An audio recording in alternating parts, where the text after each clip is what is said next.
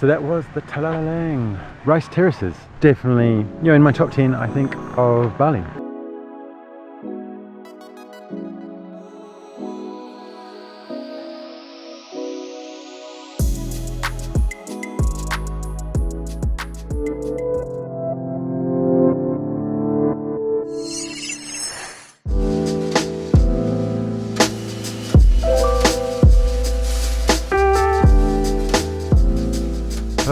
Okay guys, we are at Tegallalang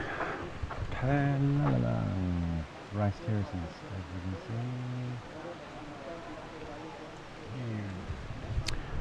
see. This feels a bit more like me, to be honest. I think we're going to have a coffee first though before we start trying to hike all around that. But it's really cool, you can see it all there, look.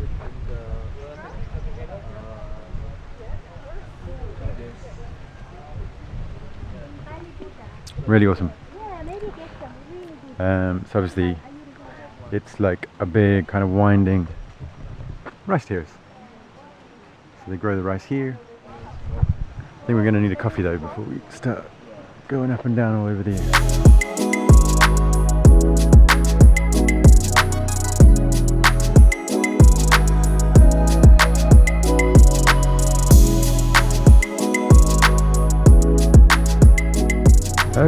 Okay guys, so like I said, this is the Tegallalang Terraces.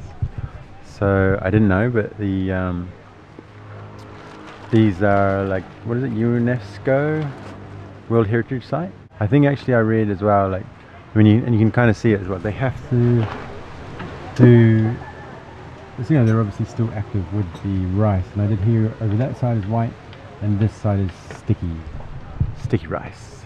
So I prefer sticky rice actually. But one thing I've also heard is that they, as it's a UNESCO World Heritage Site, they have to use traditional techniques, so they can't use machinery and things. So you see maybe around out and about, there are a few kind of workers just actually doing it all manually, you know, all by hand. It's difficult. But yeah, it looks just amazing.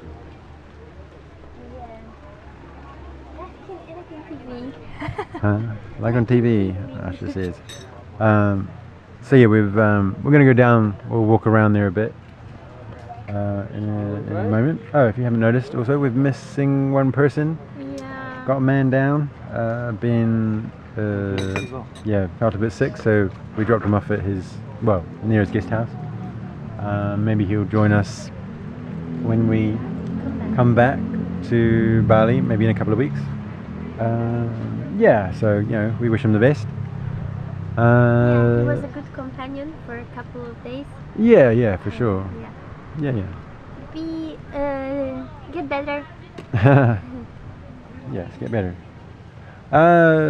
So yeah, after all that excitement and all the car excitement and all the driving, we needed coffee, basically. So we've stopped here to have a coffee. So we are actually sitting above the terraces, like within the grounds. So you have to pay the entrance to get here, actually, because then you're all in amongst the terraces. So the entrance for the ticket for the entrance cost 10,000, and then we came here, basically straight here. Asha's having a mocha coffee. Yeah, mocha coffee. Mocha it's coffee? Good, but a bit too sweet, as I thought. Yeah. For me, I'm getting off sugar this month. Fair enough. Yeah. Yeah, I mean, Indonesia's, there's a lot of sugar here and a lot of things. So yeah, she had the mocha, which was her 30,000. Yeah, and I had the luwak coffee. I think it's luwak. Luwak. Yeah, luwak. If it's wrong, I'll put it down the bottom anyway. So this is it here. If you don't know what it is, it's basically coffee beans. Yeah, good start. Bad ending though. Good start, bad ending. They're basically a lemur, or a type of, I think, muskrat or some sort of furry animal eats. Furry. Eats and then poops it out, basically. So I'm eating poop coffee. Or eating? Drinking poop coffee. No kissing today. No kidding today. Smells good. It is a delicacy. It's a delicacy here, and I know it's a delicacy also in, I think, Vietnam and Thailand as well. I think.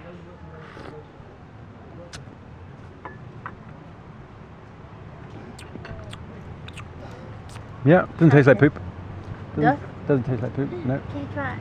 Oh, she wants to try it. We should have had as well till I mean, I could probably have another one.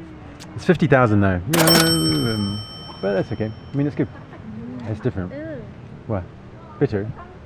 It's bitter. Thank you. I can't taste the poo. I mean, I've tasted coffee like it before. Like, I don't know if putting it through like the digestive tract of a furry animal adds anything to the flavour. Necessarily. Depends which one. Depends on which furry animal, yes. But yeah, I have heard also, you know, we could have done one of the tours or one of the stops, which actually you go to like the coffee plantation and they have all different types of coffees with all different various poo in them, I guess. I don't know. Different poo? Poo or not to poo, I don't know. Poo or not to poo? That is the question. That is the question. I think it's better to poo though.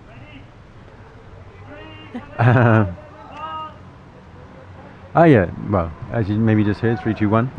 So you can get, if you can see through the trees there, you can get like have a swing over the terrace. I can't remember how much that costs. I think it costs 200,000. 200,000. You can get a flying fox across for something like 400,000.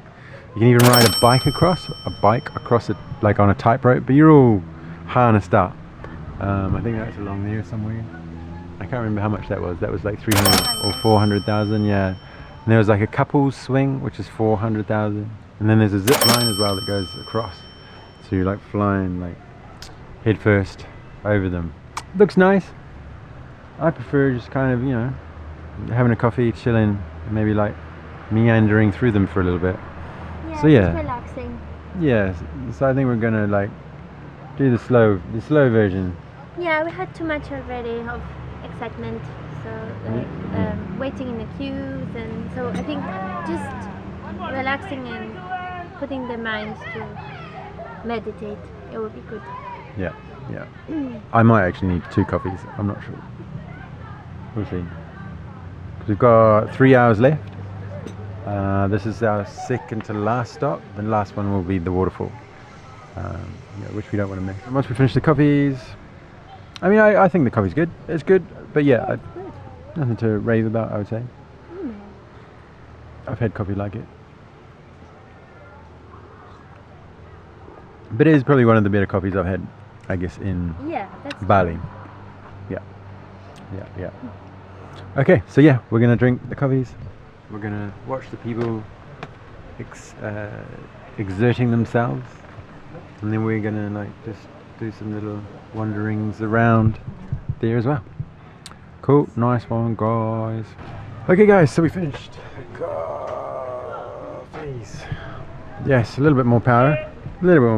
Could do with another 10 of them, but you know, we got things to do. So we're gonna maybe go down there somewhere. I don't know. Somewhere. Yeah, and head down somewhere there, just for a little bit.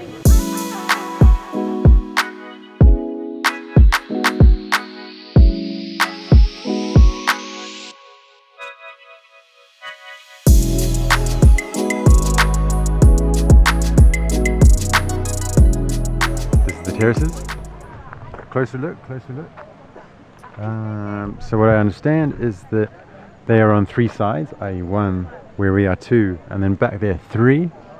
They are layered up to 10 tiers, or up to 10.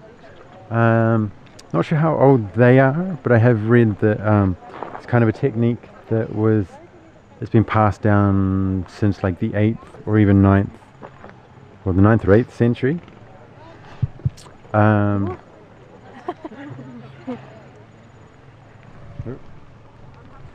as you see, it's kind of like these little small paths, only really big enough for like 1.5 people to walk on.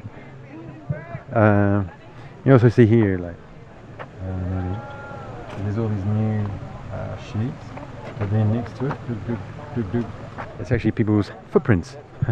So, you know, people are literally like going in there. And, yeah, you can see them even down there, the mud. Yeah, so I'm not exactly sure how these are in particular, but like I said, maybe someone knows. Let us know down in the comments how old these particular ones actually are. The technique itself, like I said, is passed down from like the 9th or 8th century.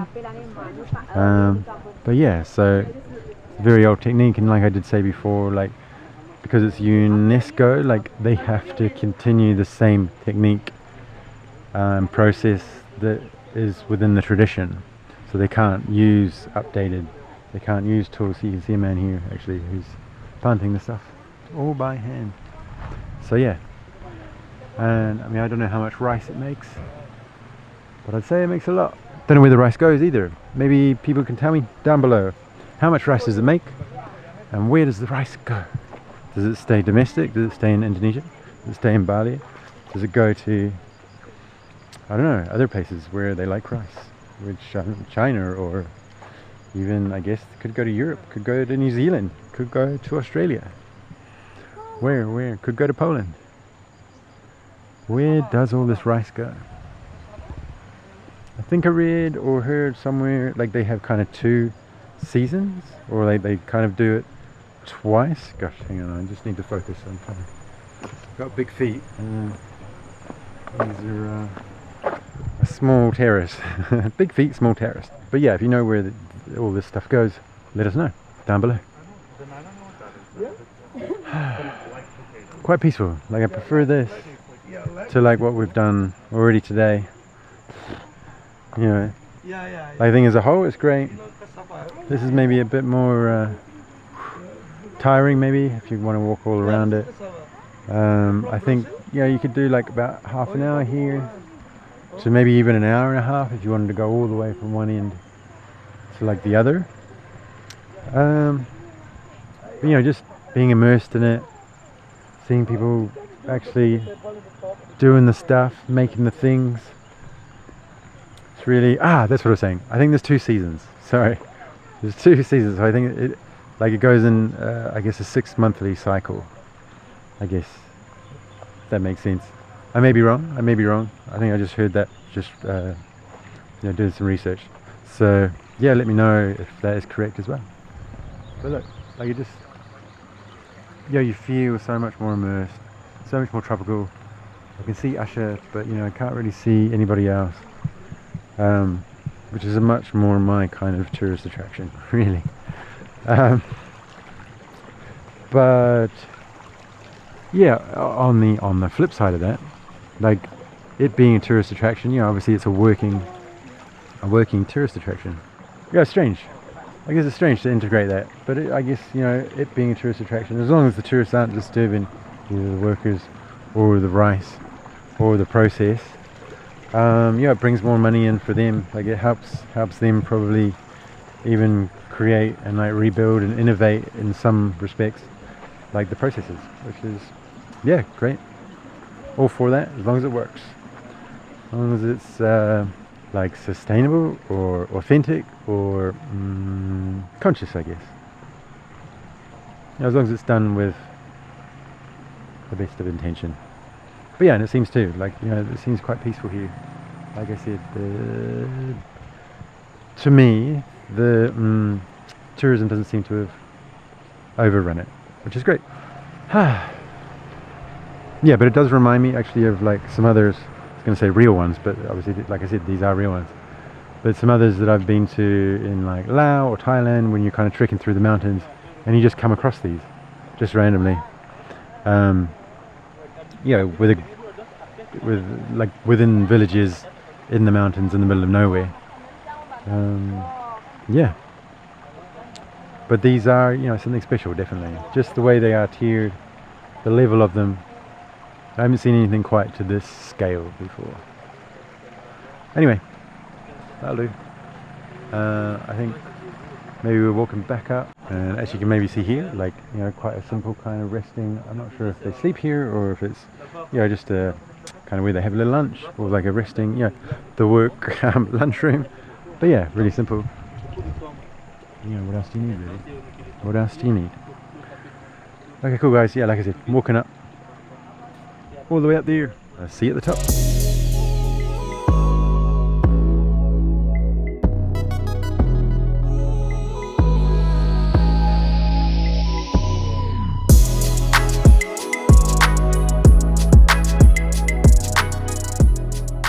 Okay guys, so that was the Tegallalang Rice Terraces. We're off to our next base, which is a waterfall. When I get there, I'll remind you what the name is. I'll remind myself what the name is. But yeah, such an amazing place. This one. So like, definitely, I would say on, you know, in my top 10, I think, of Bali so far that we've seen. Or even of Indonesia. So yeah, definitely worth seeing. Come down and see it. Yeah, and it's not far from UBUD as well. Like, we've been on a long trip, like sort of north, but then coming back, and like, yeah, it's I don't even know, like maybe 10 kilometers, 15 kilometers from UBUD. So really accessible. Highly recommend it. Definitely come down. Let's go to the next place. Yes.